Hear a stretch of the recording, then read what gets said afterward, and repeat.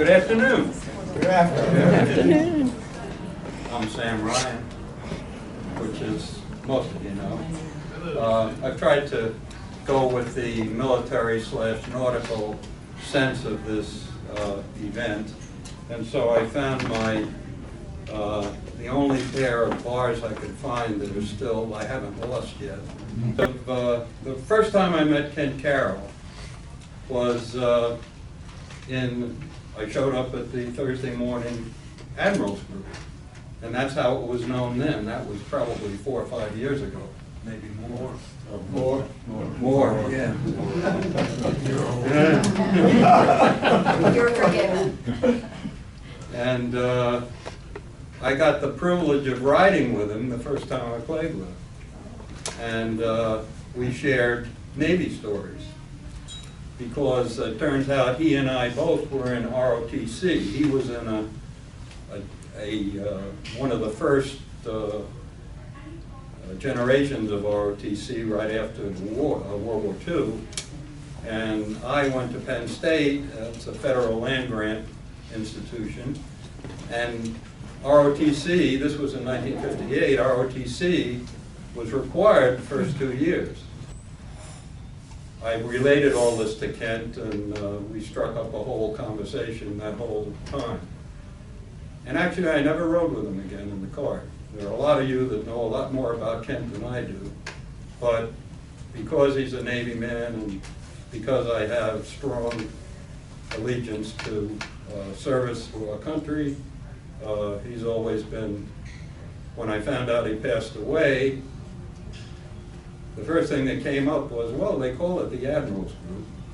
Why not make it permanent? So I put that out. I said, we should do this. We should make name the Thursday morning group officially the Admirals Group. And a whole pile of emails came back to that. People are, many of you, in big support of this idea. So I quickly enlisted my buddies David Nordlow and Dale Megling, and the idea was to construct a plaque, design a plaque that would recognize and make official the renaming or the official naming of the Thursday morning group. Why a plaque? Because the club has plans to have a historical area in the basement in some iteration of the new renovations to the clubhouse. They want to have a place where we recognize past events and past people and what have you. And so we thought this would be a great place for it. And in the meantime, it can hang either door knock grill by the pro shop or even in the clubhouse before that occurs. So that's why the plaque, and that's what it looks like. Oh, God. We chose 3 pictures. You're right. The first is the official naval memorial picture of Ken. Then there is Maureen's favorite picture of Ken, who was in Vietnam at the time. And then there's Kent in CCNC as a golfer. And that's what we're really all about here.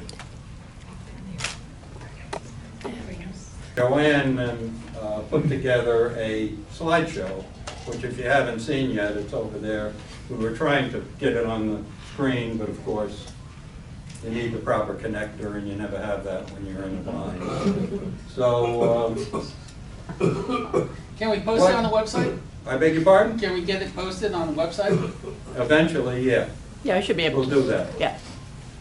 And what we want to do here is just share stories about Kent here, wherever, and that's what it's all about.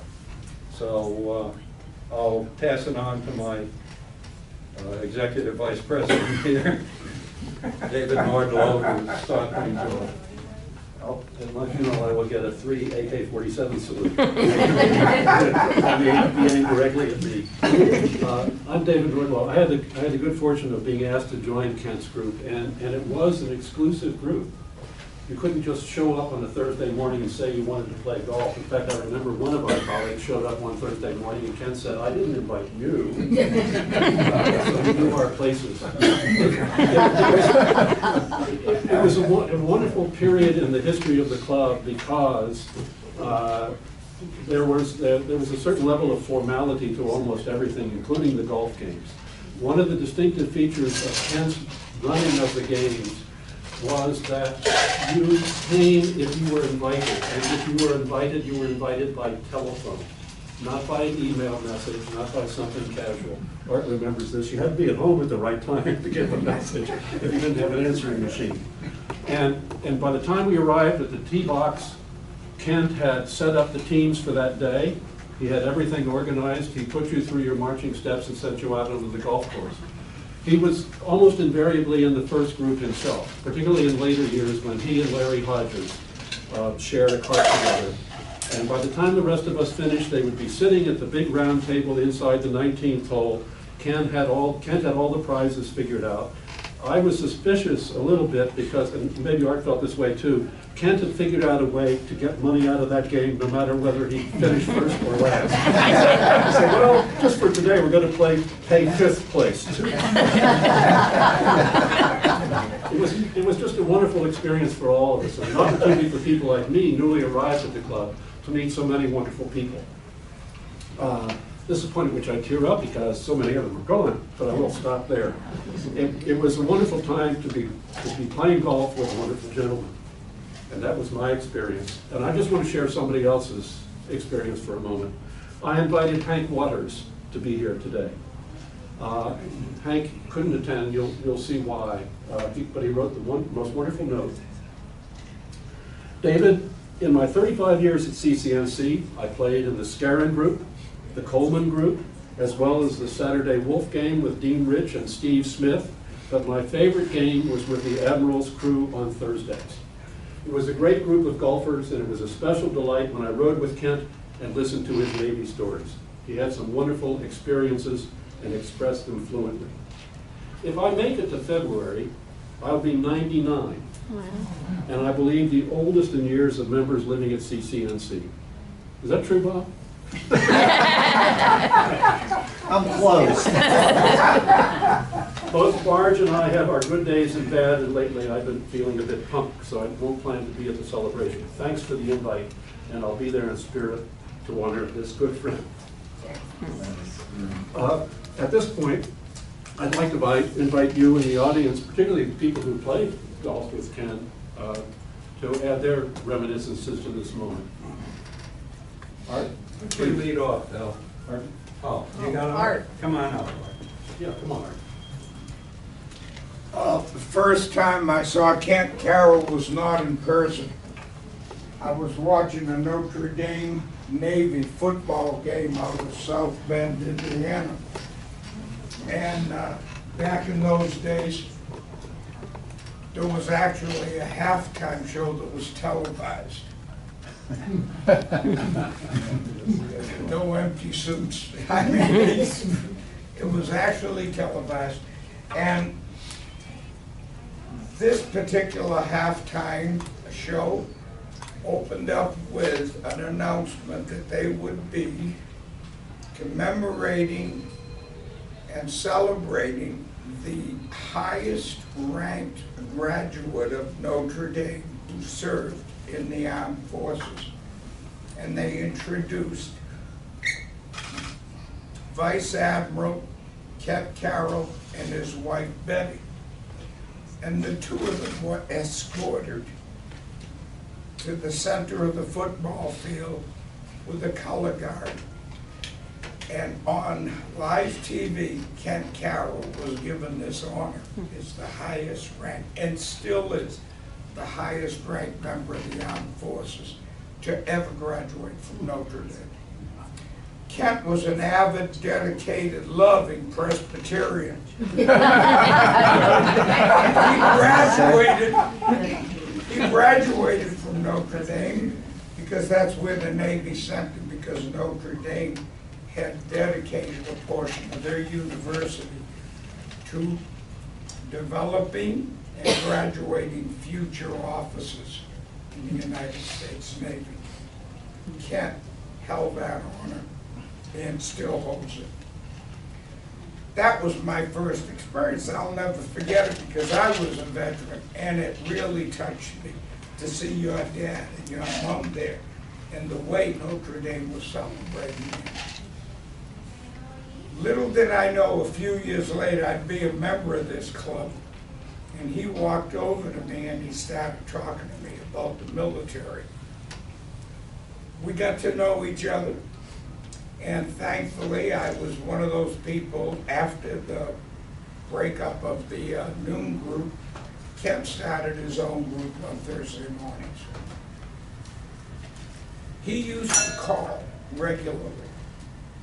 And I used to say, you know, you could always count on me being there. And he says, I know, but then I wouldn't get a chance to talk to your wife. Kent was a flirt. And you know, girls never tell you that, but it's the truth. Kent used to love to flirt with women. Any woman should flirt with.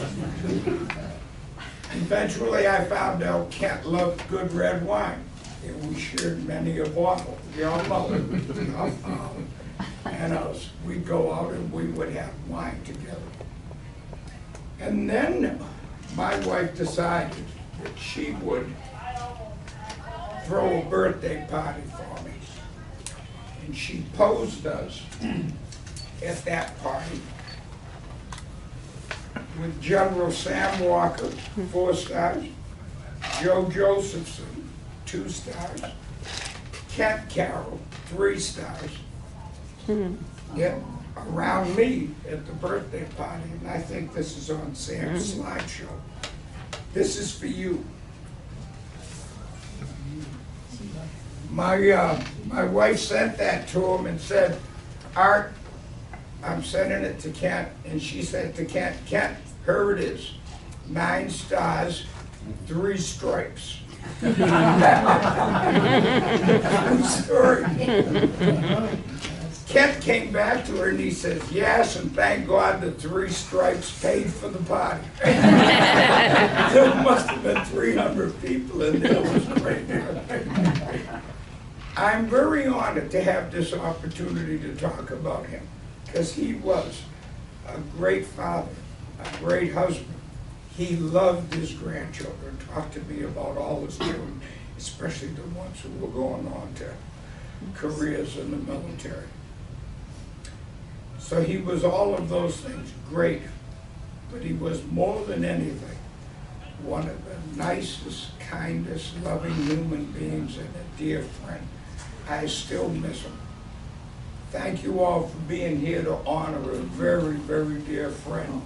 God bless Kent Carroll, and God bless his family. Thank you all.